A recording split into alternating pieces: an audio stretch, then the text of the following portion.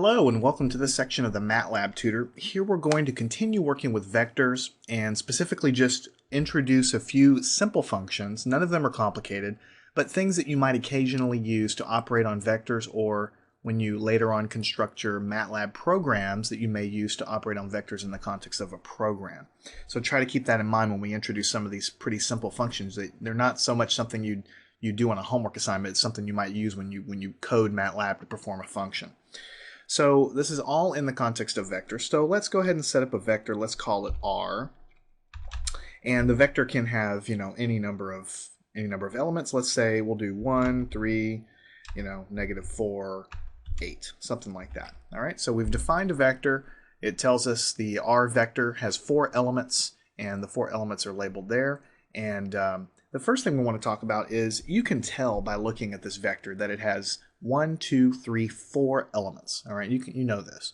But if you're writing a program and you're doing mathematical operations on a vector, maybe you're not sure, maybe your code does not know ahead of time how many elements are in a vector.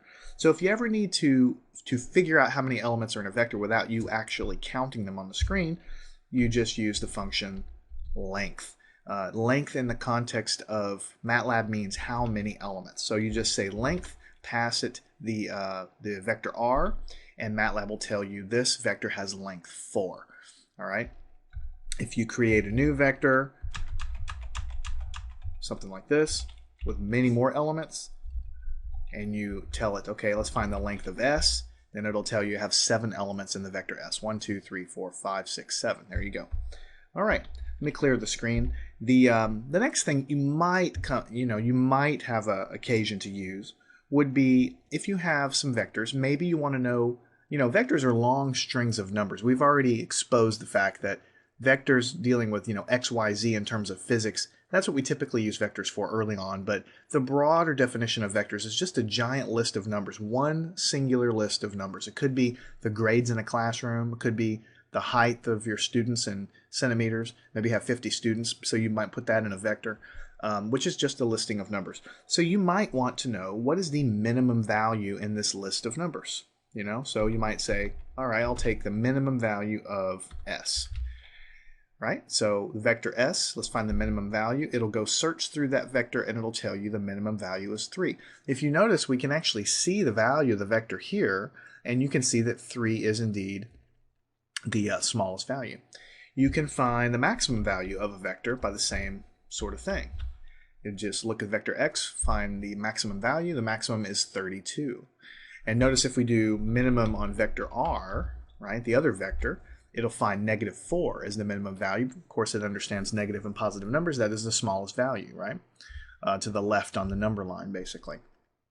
And again, these are simple functions that you may say, well, I would really not use this, but you never know. I mean, you need to think of the broader context of Matlab. In all of these cases, I'm defining these vectors. I'm typing them in, like this vector here, I just typed it in, on the keyboard. But maybe you're using Matlab as part of a statistical analysis of some data file or something that you're importing, because later on I'll show you how to do that.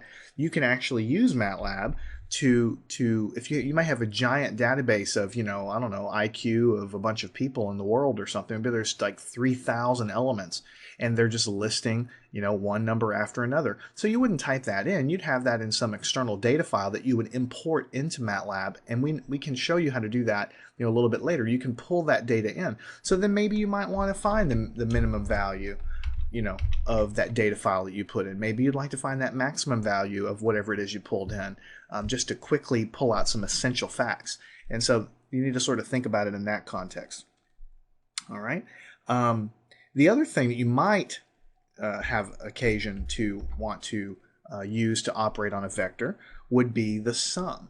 Maybe you have, like I said, some information about lots of people. Maybe you import a data file or something and you pull it into a vector. So you would use the sum operator, and notice it's trying to tell you that you can go ahead and you can put a vector here in for the argument. So if we do the sum of r, those are all the elements in vector r. What it's going to do is it's going to add all these things together. So 8 plus a -4 plus 3 plus 1 is going to basically give you 8. And so it just takes the sum. So the sum of S, same sort of thing. It just adds everything together.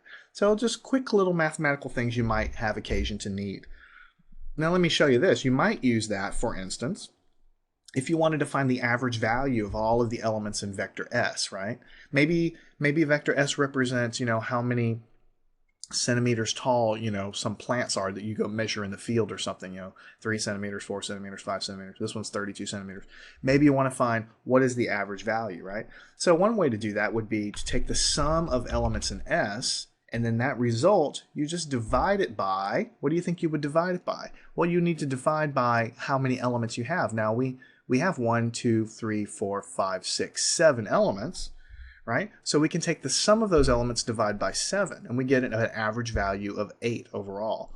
However, there's an easier way to do it, because what if this vector was huge? What if you imported this from a database and there was like 300 elements, but you weren't sure exactly how many? Then you would take the sum of the elements in vector S, and you would divide it by the length of vector S. So this is the sum of all the elements divided by how many elements we have. That's what length is. We talked about that a minute ago, and you get a value of 8. So these little simple functions can come in handy for things that you might actually need to do. Now it turns out I'm showing you this for, to illustrate what you might use sum and length actually for, but it turns out that there actually is a function called mean that does the same thing. You can operate on any vector and calculate the mean of the elements. Basically, it's doing the same stuff behind the scenes, and you get a value of 8. So whether you choose to use the mean function or do it manually or whatever is up to you.